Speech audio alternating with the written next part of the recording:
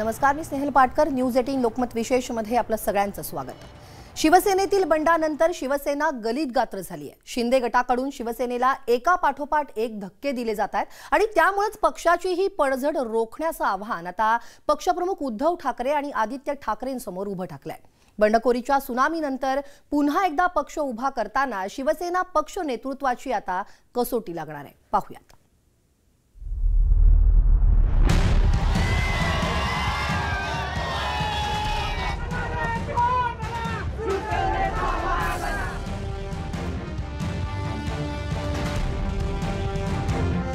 शिवसेनेतील आमदार खासदारांच्या बंडखोरीनंतर शिवसेना युवा सेना प्रमुख आदित्य ठाकरेंनी पक्षाची गळती रोखण्यासाठी आता कंबर कसली.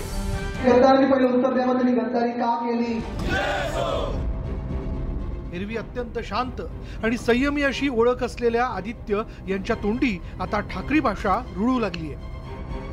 प्रेम दिलं, जे काही विश्वास ठेवायचा होता विश्वास ठेवला, मंत्रिपद दिली, पद दिली, हे सगळं देऊनही या लोकांनी उद्धव साहेबांच्या बरोबर गद्दारी केली. माझ्या वडिलांच्या पाठीत खंजीर खूप असला, माझ्या पक्षप्रमुखांच्या पाठीत खंजीर खूप असला आणि हेच दुःख आहे आमचं. शिवसेनेतील बंडखोर आमदारांच्या मतदारसंघात जाऊन त्यांना थेट आव्हान देण्याचा धडाका आदित्य ठाकरेंनी लावला. प्रत्येक ठिकाणी युवा सेनेकडून रोड शोच्या माध्यमातून जोरदार शक्ती प्रदर्शन केलं जातं. ह्यांना पद दिली, यांची ओळख दिली आहे ना, तिकीट दिली. सरकार आलं तर आपण मंत्रिपद दिली, सरकार नसतं त्यांना जपून ठेवायला लागलं असतं, कारण ह्यांनी गद्दारी तर केलीच असते. आमदारांची बंडखोरी ठाकरेंच्या चांगलीच जिवारी लागली. या बंडखोरीमुळे केवळ शिवसेनेचं अस्तित्वच नाही तर ठाकरेंच्या नेतृत्वाविषयी प्रश्नचिन्ह निघतं. कारण शिवसेना सत्तेत असताना 1-2 नव्हे तर तब्बल 40 आमदारांनी शिवसेनेत बंडाचा झेंडा हाती घेत आपल्या पक्षाचं सरकार उलथवून टाकलं. शिवसेनेच्या इतिहासातील हे सर्वात मोठं बंड मानलं जातं आणि त्यामुळेच आगामी काळात शिवसेना नेतृत्वाची कसोटी चांगलीच लागणार आहे. बंडखोर आमदारांना पक्षनिष्ठेची आठवण करून देण्यासाठी आदित्य ठाकरे पुन्हा एकदा मातोश्री बाहेर पडले. आदित्य ठाकरेंनी मुंबईतून निष्ठा यात्रेला सुरुवात केली कारण शिवसेनेला मुंबईतही फुटीचा फटका बसलाय. मुंबईतील काही शिवसेना आमदार बंडखोर शिंदे गटात सहभागी झाले.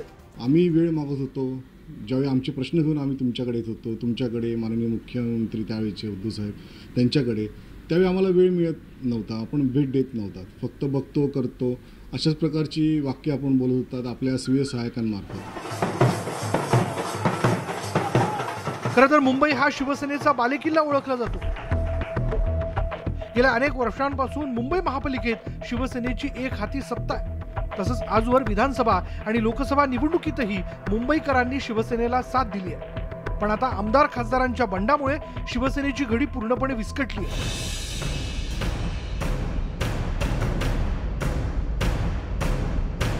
पक्ष संघटनेची घडी पुन्हा नीटनेटकी करण्याचं आव्हान शिवसेना पक्षप्रमुख उद्धव ठाकरेंप्रमाणेच आदित्य ठाकरेंसमोर देखील असणार आहे. म्हणूनच आता आदित्य ठाकरेंनी बंडखोरांना आव्हान दिलंय. काही आमदार खासदार नगरसेवक वगैरे वगैरे सगळे गेले तरी सुद्धा शिवसेना त्यामुळे संपेल असं नाही. उलट पक्ष अनेकदा असं असतं की पहिल्या फळीतले सगळे नेते सोडून गेल्यानंतर दुसरी, तिसरी, चौथी फळी की ज्या फळ्यांमधल्या लोकांना आतापर्यंत मुख्य प्रवाहामध्ये येण्याची संधीच मिळालेली नसते, अशा प्रकारचे अनेक लोक उलट पक्षी तुमच्याकडे यायला उत्सुक असतात.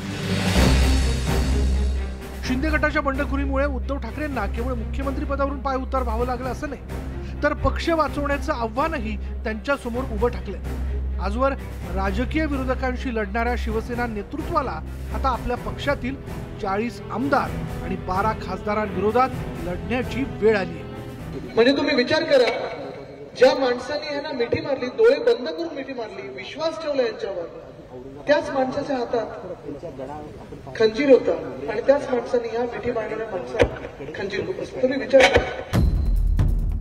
शिवसेना आणि बंडखोर आमदारांमधील संघर्ष हळूहळू तीव्र होऊ लागलाय. राष्ट्रवादी काँग्रेस आणि काँग्रेसची आघाडीमुळे बंडखोरी केल्याचा दावा शिवसेनेच्या बंडखोर आमदारांकडून सुरुवातीला करण्यात आला होता. सुरुवातीला अजित पवार हे बंडखोर आमदारांच्या निशाण्यावर होते. 2.5 वर्षाच्या कालखंडात सर्वसाधारणपणे असं मलाच नाही सगळ्या 50 आमदारांना असं वाटायला लागलं की भविष्य आपलं काही खरं दिसत नाही. राष्ट्रवादी काँग्रेस आणि आय काँग्रेस आपल्याला गिळायला लागलेली आहे.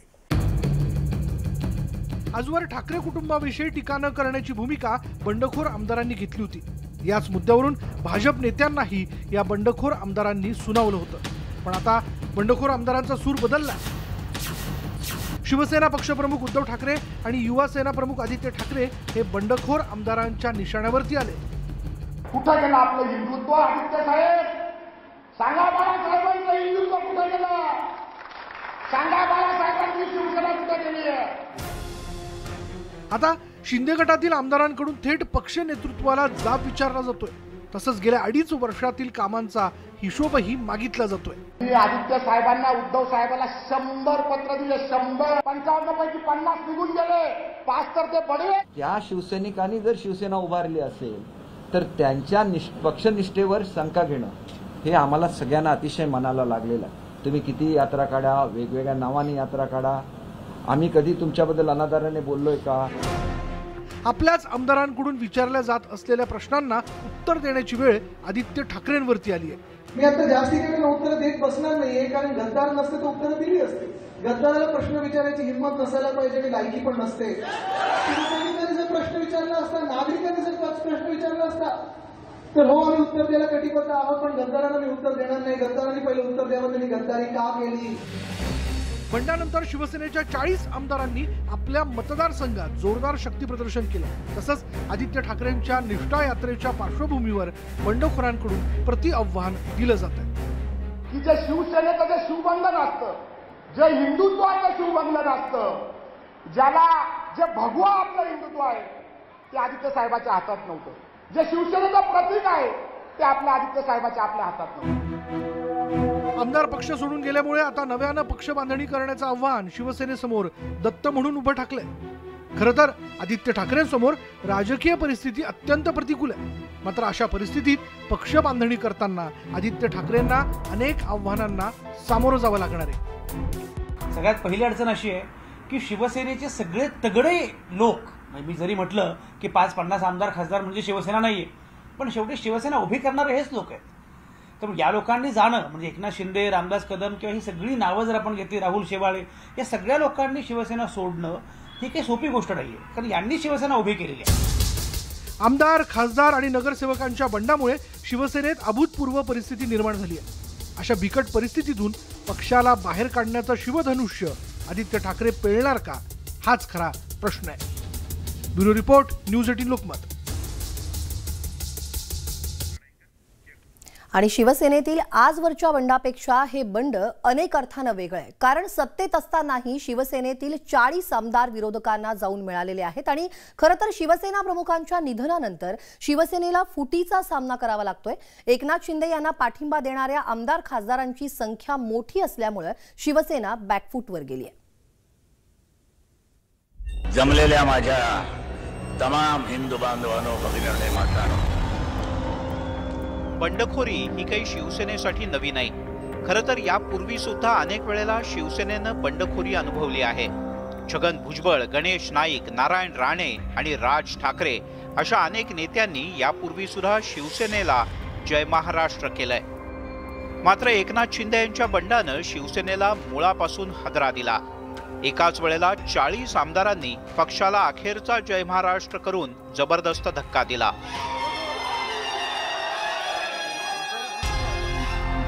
मी एकनाथ संभाजी शिंदे ईश्वर साक्ष सांगत घेतो की आमचं हे बंड नाहीये, ही गद्दारी म्हणतात, ही गद्दारी नाहीये. हा एक क्रांती आहे, पक्षातली एक मोठा उठाव आहे. त्यामुळे हा एक अन्यायाविरुद्धचा उठाव झालेला आहे. बंडखोर आमदार आणि खासदारांनी आता थेट शिवसेनेच्या नेतृत्वाला आव्हान दिलंय. त्यामुळे भविष्यात शिवसेनेतील हा सत्ता संघर्ष अधिक तीव्र होणार आहे.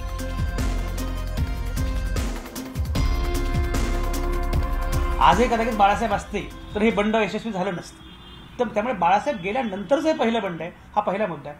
दुसरा मुद्दा असा आहे की याला महाशक्तीचा पाठिंबा आहे. एकनाथ शिंदेच्या थेट शब्दात सांगायचं तर आपल्यासोबत महाशक्ती आहे. तर त्यामुळे आता प्रश्न असा आहे की केवळ हे 40 आमदार जे आहेत ते एकाकी नाही आहेत, त्यांना त्यांच्यासोबत महाशक्ती आहे. महाशक्तीमुळे त्यांना आता सत्ता मिळालेली आहे, सगळीकडे सत्ता आहे.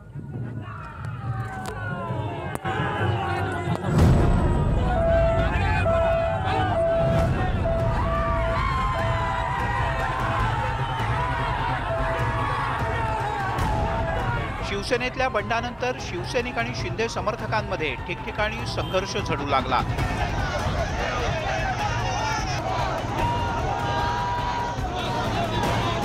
दोन्ही बाजूंनी आरोप प्रत्यारोपांच्या फैरी सुरू झाली आहेत.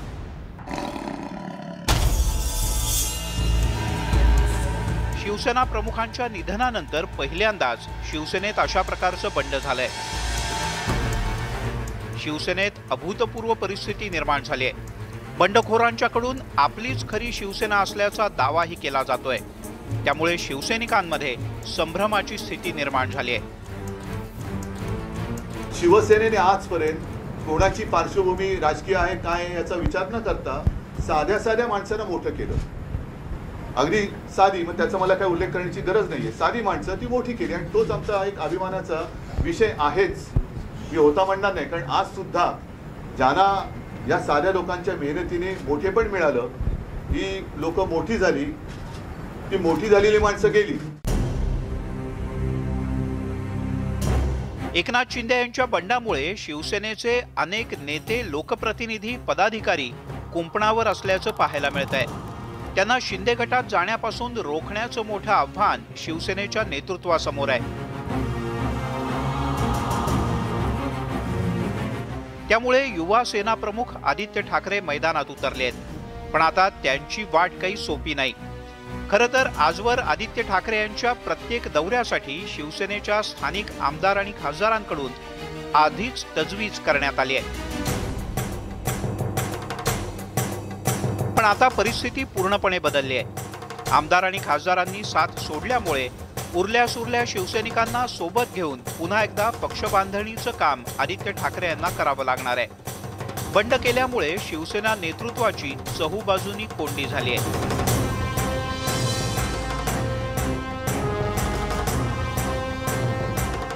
मुळामध्ये आदित्य यांनी लोकांमध्ये गेलं पाहिजे. सर्वोच्च न्यायालयाचा फैसला अद्याप आलेला नाहीये, ती सुनावणी लांबणीवर जाईल, सगळेच बदलेल, सरन्यायाधीश पण बदलतील, पण निकाल काय असणार हे साधारणपणे लोकांना माहिती आहे. पण तो निकाल म्हणजे न्याय नाही. शेवटी न्याय मिळतो लोकांच्या न्यायालयामध्ये. लोकांच्या न्यायालयामध्ये आदित्य ठाकरे यांनी गेलं पाहिजे, थेट लोकांशी बोललं पाहिजे, लोकांशी संवाद केला पाहिजे, पदयात्रा केल्या पाहिजे. आता त्यांना तेही सांगावं लागेल की मला काय नेमकं पुढे जाऊन करायचंय, आणि हे करत असताना राजकीय डावपेच देखील आखावे लागतील. राजकीय नेत्यांना देखील सोबत घ्यावं लागेल, त्यांच्याच पक्षातल्या. आणि मी सातत्याने हेच सांगतो की आजही ते ॲक्सेसेबल नाहीत. गेल्या 2 महिन्यातील राजकीय घडामोडी पाहता शिंदे गटाच्या बंडखोरीनंतर राज्यात नवीन राजकीय समीकरणं तयार झाली आहेत. भाजपच्या साथीनं सरकार स्थापन करून शिंदे गटानं सत्तेचा सोपान गाठलाय. त्यामुळे आगामी काळात राजकीय ताकद वाढवण्यासाठी शिंदे गटाला सत्तेचा फायदा होणार आहे.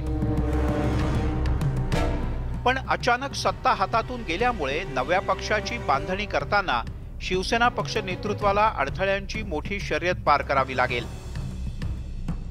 ज्या पद्धतीने बाळासाहेबांनी कष्ट केले, बाळासाहेबांनी शिवसेना उभी केली, त्याच्यापेक्षा जास्त कष्ट आता आज आदित्यांना करायची गरज आहे.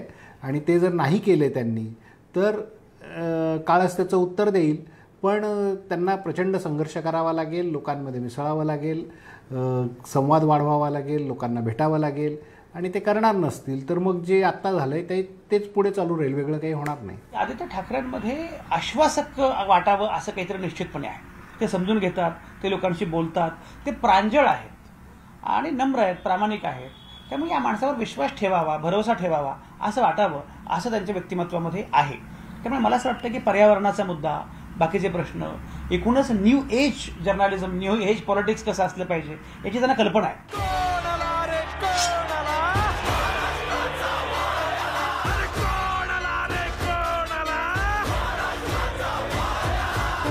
खरं तर गेल्या 2.5 वर्षात अनेक अनपेक्षित राजकीय घडामोडी घडल्या. 2019च्या विधानसभा निवडणुकांनंतर राज्यातील राजकीय समीकरणं बदलली. मी उद्धव बाळासाहेब ठाकरे ईश्वर साक्ष शपथ घेतो की शिवसेनेनं दोन्ही काँग्रेसच्या मदतीनं राज्यात सत्ता स्थापन केली. नव्या राजकीय समीकरणात शिवसेनेच्या वाट्याला मुख्यमंत्रीपद आलं होतं. पण याच काळात शिवसेनेत अस्वस्थता वाढत चालली होती आणि हे शिंदे गटाच्या बंडखोरीतून ठळकपणे समोर आलंय. जर तुमच्या वरिष्ठांनी तुमच्याशी डायलॉगच केला नाही तर तुम्हाला आउटलेट मिळत नाही, कोंडी फुटत नाही आणि मग स्फोट होतो. मला असं वाटतं की हा जो स्फोट झाला याच्यामध्ये संवादाचा उद्धव ठाकरेंचा अभाव, उद्धव ठाकरेंची एकूण प्रशासनावर नसलेली पकड, उद्धव ठाकरेंची एकूण काम करण्याची शैली, कारण ते आपण जर बघितलं ते माध्यमांशी बोलत नव्हते, ते एकूणच फारसे बोलत नव्हते. तर या पद्धतीने तुम्हाला काम करता येत नाही. गेल्या 2.5 वर्षात शिवसेना नेतृत्व आणि पक्षाच्या लोकप्रतिनिधींमध्ये दुरावा निर्माण झाल्याचा दावा शिंदे गटाकडून केला जातोय. शिवसेनेतील बंडाची बीज याच काळात रुजल्याचंही सांगितलं जातं. खरं तर शिवसेनेतील बंडाची विविध कारणं आहेत, पण बंडानं शिवसेनेच्या नेतृत्वाची झोप उडाली असून युवा सेना प्रमुख आदित्य ठाकरे यांच्या नेतृत्वाची सर्वार्थानं कसोटी लागणार आहे. विधिमंडळामध्ये, सभागृहामध्ये, रस्त्यावर, सभांमधून सगळ्याच अर्थाने लोकांचे प्रश्न घेऊन आता 2 भावातलं भांडण, मागे जमीन गेली, त्यांना बळकावली वगैरे हे नाटक न करता मला असं वाटतं की लोकांचे प्रश्न, लोकांचे मुद्दे घेऊन लोकांमध्ये जाणं एवढंच आदित्य ठाकरेंनी करायला पाहिजे. त्यांनी ते केलं. हेच परिश्रम जर केले तर त्याला यश येऊ शकतं. त्यांची पहिली कसोटी ही आता मुंबई महापालिकेची निवडणूक आहे. मुंबई महापालिका निवडणुकीत जर त्यांनी घवघवीत यश मिळवलं तर निश्चितपणे आदित्य ठाकरे या सगळ्या बंडातून ताऊन सुलाखून पुढे आले असं म्हणता येईल. पण जर मुंबई महानगरपालिकेत शिवसेनेला यश मिळालं नाही तर ते आदित्य ठाकरे यांच्यावर देखील अपयशाचा शिक्का मारणारा ठरेल. त्यामुळे त्यांची पहिली टेस्ट ही आता BMCमध्ये होईल. महाविकास आघाडी सरकारच्या स्थापनेनंतर उद्धव ठाकरे मुख्यमंत्री तर आदित्य ठाकरे पर्यावरण मंत्री झाले. त्यामुळे पक्षाप्रमाणेच राज्य सरकारमध्ये सुद्धा आदित्य ठाकरे यांचं महत्त्व वाढलं. महाविकास आघाडी सरकारमध्ये शिवसेनेच्या वाट्याला आलेल्या मंत्र्यांच्या खात्यात आदित्य ठाकरे यांचा हस्तक्षेप वाढल्याचा आरोप शिंदे गटाकडून केला जातोय. खात्यामध्ये ढवळाढवळ करणं हे पक्षप्रमुखांचं कामच असतं. त्यात काही मला त्यामध्ये काही फार गैर वाटत नाही. आणि एकनाथ शिंदे हे काही फार मोठे नेते नव्हेत. शेवटी उद्धव ठाकरे सर्वोच्च असतील. या प्रकारची ढवळाढवळ ही साधारणपणे पक्षस्तरावर होत असते. आदित्य ठाकरेंनी दुसऱ्यांच्या कोणाच्या खात्यात ढवळाढवळ केल्याच्या बातम्या कधी आल्या नाहीत आणि कुणी तसं बोललंही नाही. पण आता कसं असतं की एक मंत्री जेव्हा त्याला काही सांगण्यासारखं नसतं तेव्हा तो सांगतो की नाही आमच्या खात्यात ढवळाढवळ झाली किंवा आम्हाला हे मिळालं नाही, आम्हाला ते मिळालं. हे राजकारणात होत असतात या गोष्टी. त्यात काही वावगं नाही, वेगळं नाही.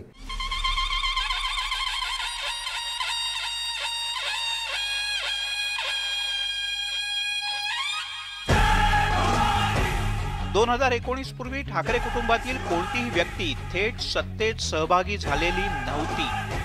सत्तेबाहेर राहून सरकारवर कंट्रोल ठेवण्याचा ठाकरे कुटुंबियांचा शिरस्ता. पण 2019 नंतर भाजपशी सत्ता वाटपावरून गणित बिघडलं. याच काळात आदित्य ठाकरे यांच्या युवा सेनेच्या पदाधिकाऱ्यांचं सुद्धा महत्त्व वाढलं. मात्र याचा फटका शिवसेनेला बसल्याची राजकीय वर्तुळात चर्चा आहे. Bureau report, news 18 Lokmat.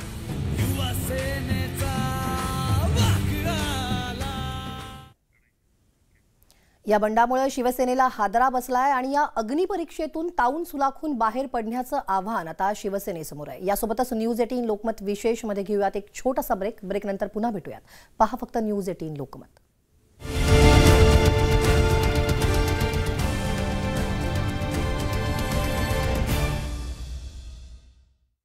एक धागा सुखाचा 100 धागे दुखाचे. एक धागा सुखाचा 100 धागे दुखाचे.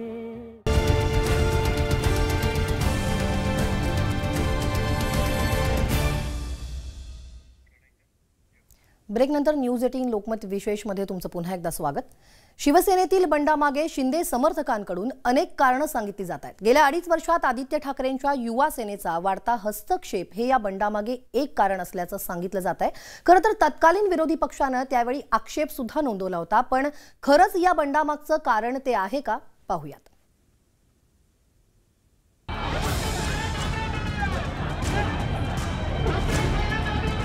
युवा सेनेच्या स्थापनेला जवळपास 1 तप उलटून गेलाय। शिवसेना प्रमुख बाळासाहेब ठाकरे यांच्या उपस्थितीत आदित्य ठाकरे यांचा राजकारणात प्रवेश झाला होता। सुरुवातीच्या काळात महाविद्यालयीन तरुणांच्या शैक्षणिक प्रश्नांवर युवा सेनेनं आंदोलनं केली। त्यानंतर त्यांनी महापालिकेच्या माध्यमातून विविध युवकांसाठी योजना राबवण्याचा प्रयत्न केला। खरं तर आदित्य ठाकरे यांचा आजवरचा राजकीय प्रवास विना अडथळा पार पडलाय। 2019च्या विधानसभा निवडणुकीत आदित्य ठाकरे यांनी आमदारकी लढवण्याचा निर्णय घेतल्यानंतर राजकीय वर्तुळात बरीच चर्चा झाली होती। प्रत्यक्ष निवडणूक लढवणारे ठाकरे कुटुंबातले ते पहिलेच ठरलेत। निवडणूक लढवताना त्यांच्यासाठी अत्यंत सुरक्षित असा वरळी मतदारसंघ निवडण्यात आला होता। त्यासाठी सचिन अहिर यांना पक्षात घेऊन शिवसेनेनं आदित्य ठाकरे यांच्या विजयाचा मार्ग सोपा केला। आदित्य ठाकरे हे वरळीतून निवडून आल्यानंतर राज्यात महाविकास आघाडीचं सरकार सत्तेत आलं। पुढे त्यांना मंत्रिपदाची संधी सुद्धा मिळाली। खरं तर त्यावेळी शिवसेनेतील अनेक नेते मंत्रिपदासाठी इच्छुक होते, पण आदित्य ठाकरे मंत्री झाल्यानंतर त्यांच्या युवा सेनेचं राजकीय वजन सुद्धा वाढलं। एकनाथ शिंदे पक्षाचे सिनियर नेते आहेत, पक्षासाठी अनेक वर्ष त्यांनी कष्ट केलेले आहेत, वेळ दिलेला आहे। अशा माणसाला बाजूला सारून तुम्ही एक तरुण मुलगा जो आत्ताच राजकारणात आलाय त्याला तुम्ही एकदम पुढे करता आणि पक्षाचं नेतृत्व करायला सांगता, हे निश्चितपणे जे पक्षातले सिनियर लोक आहेत, कुठलाही पक्ष असो, शिवसेना असो किंवा राष्ट्रवादी, भाजप, कुठलाही पक्ष असो, कोणालाही ते आवडणार नाही। युवा सेनेचे सरचिटणीस वरुण सरदेसाई यांच्या प्रशासनातल्या हस्तक्षेपाला भाजपच्या नेत्यांनी वारंवार आक्षेप घेतला होता, कारण अनेक प्रशासकीय बैठकांना वरुण सरदेसाई यांनी हजेरी लावली। आदित्य ठाकरेंमुळे सरकारमधलं त्यांचं वजनही वाढलं होतं। आदित्य ठाकरे यांचा पक्षातील वाढता प्रभाव लक्षात घेता शिवसेनेतील वरिष्ठ नेत्यांना ते खटकत होतं आणि लपूनही राहिलं नव्हतं। उद्धव ठाकरे यांनी ते करायला नको होतं, त्यांनी आदित्य ठाकरेंना मंत्री करायला नको होतं। म्हणजे एका मंत्रिमंडळामध्ये उद्धव ठाकरे मुख्यमंत्री आणि लगेच मुलगा कॅबिनेट मंत्री, हे फार बरोबर नव्हतं। म्हणजे आदित्य ठाकरेंना आणखी शिकायला वेळ आहे, त्यांनी आणखी कुठल्या पदावर काम केलेलं नाहीये। उद्धव ठाकरेंचा मुख्यमंत्री असणे महाराष्ट्रानं स्वीकार। शिवसेनेतील आदित्य ठाकरे यांचं राजकीय वजन वाढल्यामुळे शिवसेना नेते आणि आमदारांमध्ये अस्वस्थता वाढली होती। शिवसेनेतील बडे नेते बाजूला पडल्याची चर्चा वारंवार रंगली। महाविकास आघाडीच्या स्थापनेनंतर शिवसेनेच्या काही आमदारांमध्ये नाराजी होती। पहिल्यांदाच निवडून आलेल्या आदित्य ठाकरे यांना मंत्रिपद दिल्यामुळे मंत्रिपदासाठी इच्छुक असलेल्या आमदारांमध्ये धुसफूस वाढली। बंडाच्या निमित्तानं आता ही सगळी खदखद बाहेर येत असल्याचं पाहायला मिळतंय। निश्चितपणे त्यांना ज्या कष्टांनी बाळासाहेबांनी शिवसेना उभी केली त्याच्यापेक्षा कितीतरी जास्त कष्ट त्यांना करावे लागतील। आणि तुम्ही बघितलं तर एक राजकारणात अमित ठाकरे म्हणजे राज ठाकरेंचे चिरंजीव ते देखील आता सगळीकडे दौरे करतायत, फिरतायत। त्यामुळे आता ही 2 नेत्यांच्या 2 मुलांमधली लढाई म्हणून महाराष्ट्र या सगळ्या लढाईकडे बघेल।